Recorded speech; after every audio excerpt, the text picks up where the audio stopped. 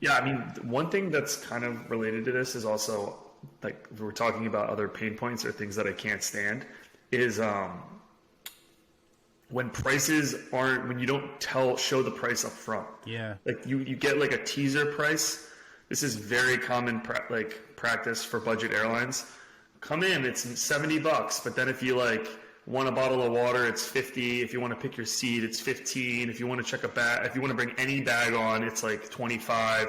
So it's like, next thing you know, you probably would have been better off just finding the next cheapest option up front. So like, I get it. It's a sales tactic. It's a way to kind of like upsell. Yeah, it's a classic upsell model. But I would say like if you are trying to stand out and build a brand around your website and your travel is like, your focus, I think putting the price up front is the best thing that you could possibly do. It just shows transparency. This is what you're going to pay for this price on this date, and giving people options. Because I love the example you keep giving of like tailoring to different users. Are you a business user? Are you by yourself? Is it leisure? Is it with your family? I think family travel, now that I have, a young family and you have a young family, I think is like booking for like family and like finding airlines and prices and like, I don't want to do layovers with a toddler, right? So like tell me direct flights, show me the next closest airport. You know what I mean? It's like your mindset changes a lot based off of the situation that you're currently in. Yeah, and also like a common user pattern is to open up several tabs and they'll go through each scenario simultaneously, picking loose dates.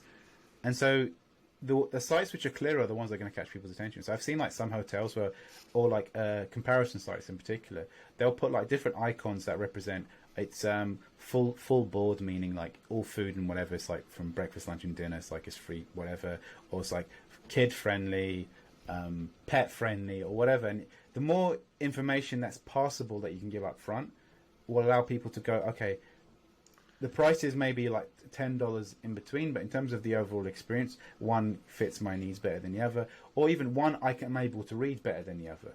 And so, again, I think with all of these things, it's all about reassuring the user at every point because they're overwhelmed with information, and as simple as you can actually do it up front, the better.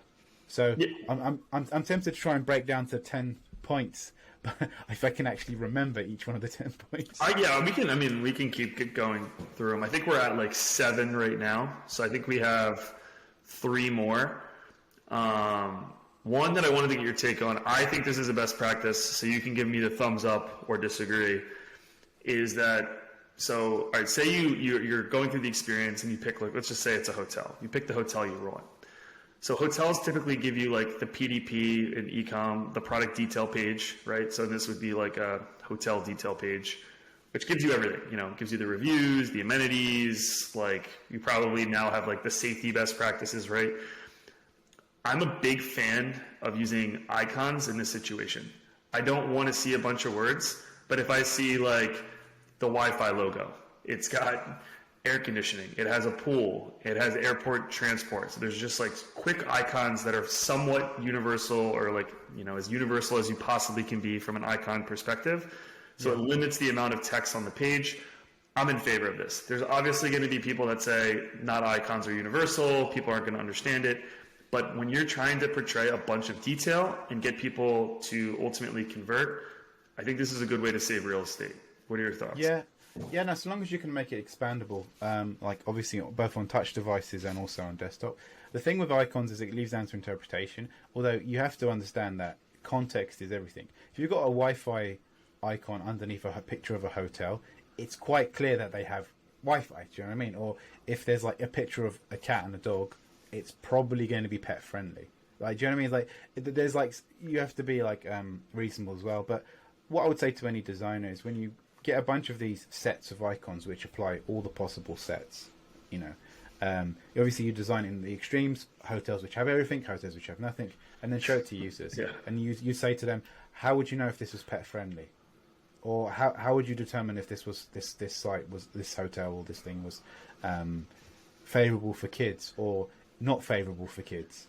Because you have to have the both positive and negative. Like if something isn't pet friendly, ideally you might want to have a cross for it. So do you show all icons at all times, or do you only show it when it's favorable? So like these are the kind of like what is the on-off switch pattern that you actually use in your design is something to consider. So yeah, no, but again, it's like it's always a balance. Anything that allows people to pass the information really quickly is the best because, you know. Yeah.